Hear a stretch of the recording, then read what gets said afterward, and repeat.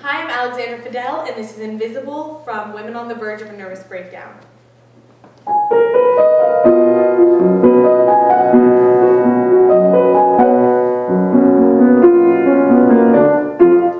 Back then, the men would look and smile at me like boys applying for a summer job. But no, I never would respond. The vacancy was taken.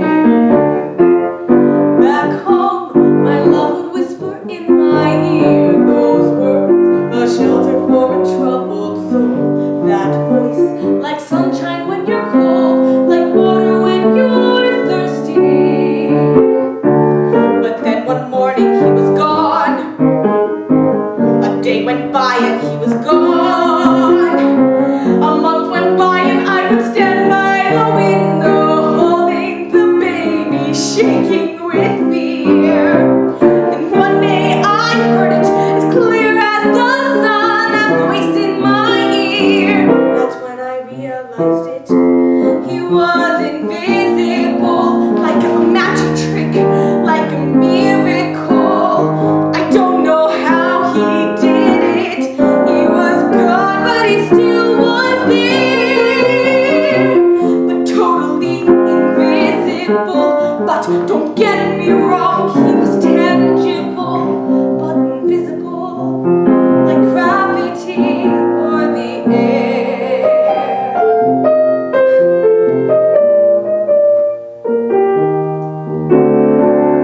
They said I had to take a little rest, someplace where they could keep an eye on me. Despite the bars across my window, my room was pretty sunny. Those days were mumbles in a sleeping ear.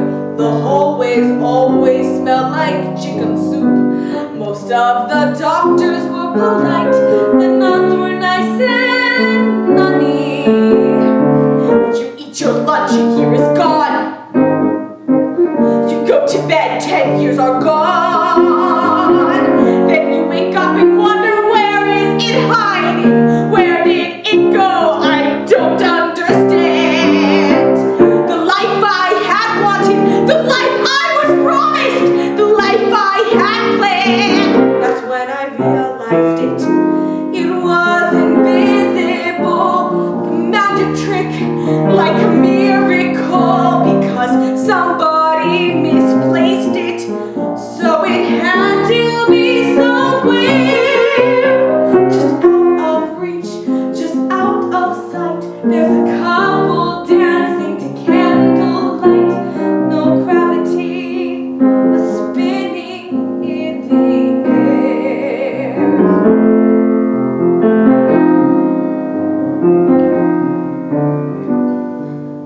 Now things are pretty much the same as how they used to be. The young men still are smiling, they just never smile at me. At first I thought they might be blind, like love or gravity, but then I realized I picked it up. I've got the gift. I feel like Supergirl. I become invisible, like a magic trick. Isn't it wonderful? I'm a character in a comic book. I can see what you're thinking, but I don't care. So if you're on an empty street and you hear the tapping of high-heeled feet, or you hear a heart like a phantom beat, or a scream of a woman lifted complete, well, don't fear what you can't see. The odds are good that it's only me. I'm invisible, I vanished in thin.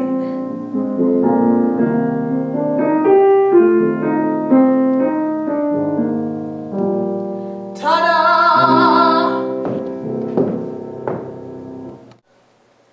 Hi, I'm Alexandra Fadel, and this is a monologue from Fat Pig. Tom, you're aware that I like you. You already know that. But I have a feeling, it's pretty obvious that there are some problems here. But we have to get over them. Please, you have to stay in this. I love you. I really do, Tom. I feel a connection with you I haven't allowed myself to dream of, let alone be a part of in so long. Maybe ever. I don't know what to say here, Tom. Look at me. I'm worried sick. When was the last time you didn't see me eat a hot dog that was placed right in front of me, huh? I know you hate those jokes. I'm sorry.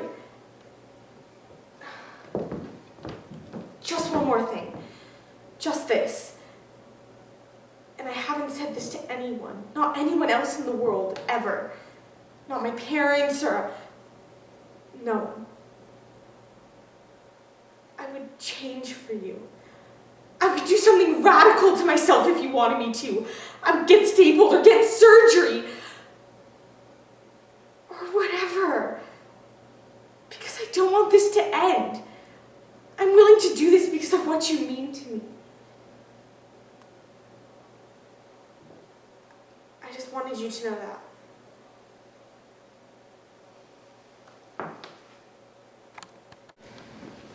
Hello, my name is Alexandra Fadel, and I will be singing Somewhere That's Green from Little Shop of Horrors. It's just a daydream of mine. A little development I dream of just off the interstate. Nothing fancy like Levittown. Just a little street in a little suburb far, far from urban Skid Row. The sweetest, greenest place where everyone has the same little lawn out front and the same little flagstone patio out back. All the houses are so neat and pretty because they all look just alike. I dream about it all the time. Just me and a toaster and a sweet little guy like Seymour.